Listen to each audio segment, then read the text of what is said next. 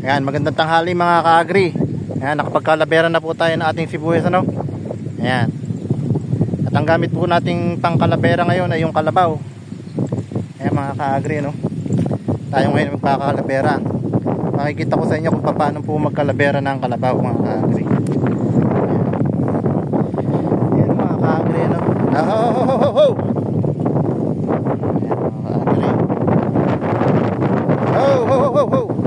Oh. Makikita natin mga ka-agri kung paano ang pagkakalabera.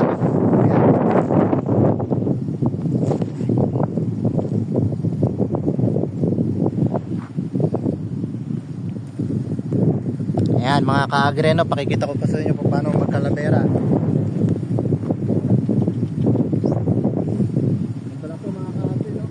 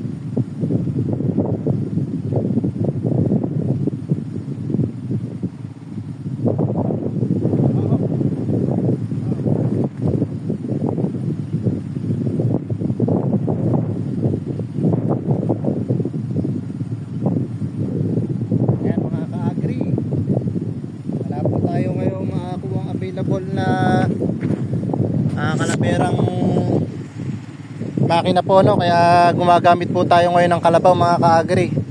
Ngayon yung ating kalabaw, ano? Ayan. Ito ang dinaanan po ng kalabera po natin. Maganda po kasi nakakalabera yung sibuyas para po sumisingaw siya, magpatuloy po yung bulas niya, no? At the same time po, yung mga damo po tumutupo sa sidewalk, mamamatay po yan, mabubungkal. Magiging malinis po yung ating sibuyas mga ka-agri, no? Sana patuloy nyo pong i-subscribe yung aking YouTube channel, ano, para mas updated po kayo sa mga bago ko pong video yung ginagawa. Ayun lamang po mga ka-agri, magandang tanghali po sa atin and ating lahat, and God bless.